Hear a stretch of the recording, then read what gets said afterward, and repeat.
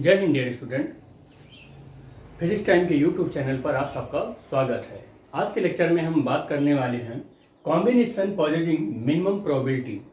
इससे पहले हमने जब स्टैटिस्टिकल मैकेनिक्स स्टार्ट किया था तो पहला लेक्चर इंट्रोडक्शन दिया था और सेकंड लेक्चर में हमने बात की थी प्रोबेबिलिटी और प्रोबेबिलिटी के हिस्टोरिकल व्यू के बारे में बात किया था।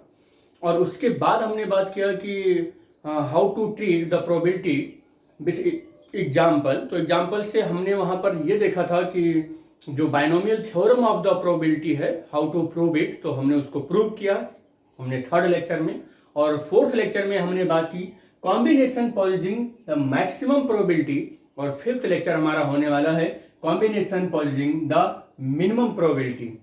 तो जो हमारे पास फार्मूला आया है, जो बाइनोमियल थ्योरम से फार्मूला आया है प्रोबेबिलिटी का, वो फार्मूला क्या आया है कि प्रोबेबिलिटी पी आर और एन माइनस आर और एन सी आर और 2 टू दी पावर एन, ये जो फार्मूला हमारे पास आया है, इस फार्मूले को सबको याद होना चाहिए। ये बहुत जनरल फार्मूला है, या हम इसी को factorial n upon factorial r into factorial n minus r भी लिख सकते हैं और into 1 upon 2 to the power N.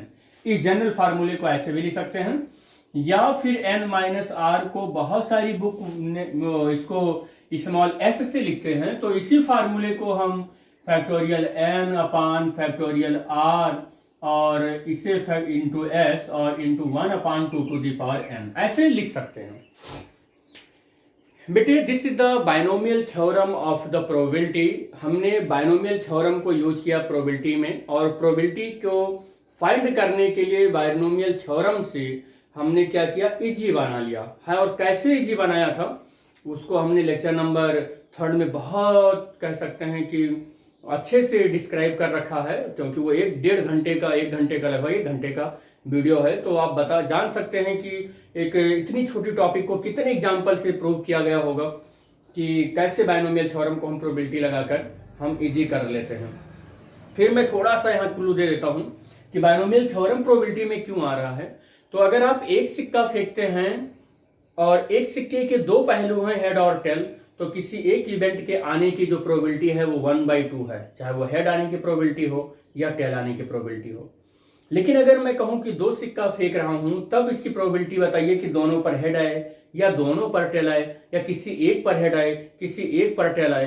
तो आप देख रहे हैं कि यहाँ number of ways of the event जो हैं, इवेंट के जो नंबर ऑफ वेज हैं वो 4 बन रहे हैं जब हमने 2 सिक्के को फेंका। लेकिन जैसे ही हमने 3 सिक्का फेंका, अब 3 सिक्का फेंकने पर हम देख रहे हैं number of ways of a event 8 बन गए। 4 सिक्के फेंके तो 16 बन गए। 5 सिक्के फेंके तो फिर ऐसे 2 टू दी पावर 5, ऐसे 6 सिक्के फेंके तो 2 टू दी पावर 6।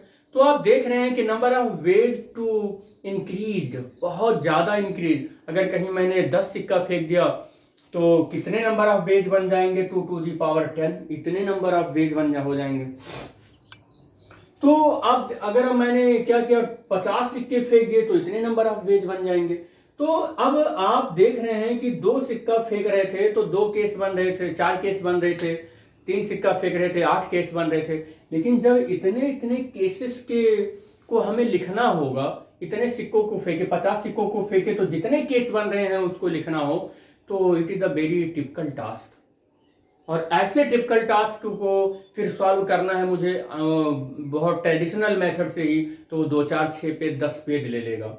और 2 4 10 पेज में इतना ज़्यादा टाइम कंज्यूम हो जाएगा, और जरा सा भी मिस्टेक हो गया तो आपका पूरा का पूरा जो क्वेश्चन है वो गलत हो जाएगा। क्योंकि वहां पर जो आपने मैथमेटिकल टर्म यूज किया है वो बहुत लंबा प्रोसेस का मैथमेटिकल टर्म यूज किया है। You can not be find the exact answer of any question with the traditional mathematics.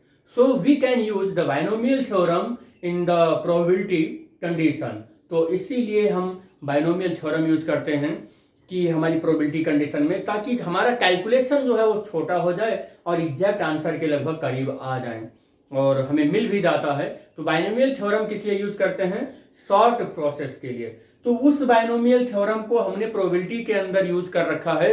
और जब हमने बहुत सारे नंबर ऑफ कॉइन्स को टॉस्ड किया और सपोज कर लेते हैं कि nth नंबर ऑफ कॉइन्स को टॉस किए तो उसकी जो कंडीशन होगी, कितनी कंडीशन बनेगी, तो वो कंडीशन जो हमारी है वो r+1th कंडीशन हमारे r इवेंट के लिए, या हम ऐसे कहें कि अगर मैं simultaneously n number of coins है मेरे पास, simultaneously n number of coins हैं और मैं उसको क्या करता हूं कि उसको मैं टॉस्ड करता हूं, n नंबर ऑफ कॉइन्स को क्या करता हूं, कॉइन्स हैं ये, और इनको मैं टॉस्ड करता हूं।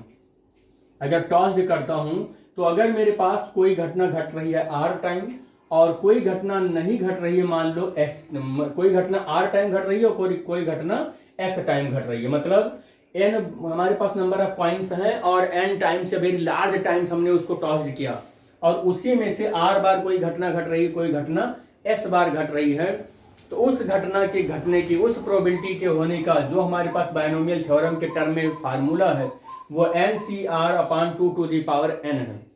इस फार्मूले से हमें ये फाइंड करना है कि जो भी कॉम्बिनेशन बन रहा है उसमें हमें मिनिमम प्रोबेबिलिटी कब मिलेगा। तो याद रखना, मैक्सिमम प्रोबेबिलिटी वाले में हमने बताया था कि आपको तब मिलता है जब आपके r की वैल्यू n/2 हो जाता है, तब आपका ये मैक्सिमम प्रोबेबिलिटी देता है। ये आपका फार्मूला मैक्सिमम प्रोबेबिलिटी देता है। और कितना देता है maximum probability? P max = n/2 का होल स्क्वायर और इंटू 1/2n, ये मैक्सिमम प्रोबेबिलिटी आपको देता है। हमने इसको कल के लेक्चर में कर लिया था। आपको यही कैलकुलेट करना है कि जब आप बहुत n नंबर ऑफ कॉइन्स को टॉस्ड करते हैं, साइमल्टेनियसली टॉस्ड करते हैं, तो आपका मिनिमम प्रोबेबिलिटी कब आता है, ये आज का क्वेश्चन है कि मिनिमम प्रोबेबिलिटी कब आता है। तो मिनिमम प्रोबेबिलिटी के लिए आपको क्या करना होगा, मिनिमम प्रोबेबिलिटी के लिए क्या करना होगा, इसी फार्मूले को हम लोग थोड़ा सा देखेंगे।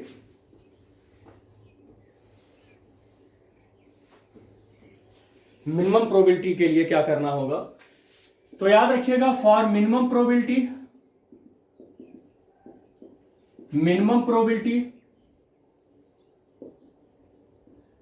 प्रोबेबिलिटी यहां पर होगा प्रोबेबिलिटी, तो r की जो वैल्यू है वो 0 रखनी होगी। r की वैल्यू क्या रखनी होगी, 0 रखनी होगी। r की वैल्यू 0 रखनी है, तो आप देखिए यहां पर, तो p और यहां पर r की वैल्यू 0 रखनी होगी और यहाँ n माइनस r है तो n-0 होगा, और फिर क्या हो जाएगा, यहाँ पर n और c और ये 0 और 2n।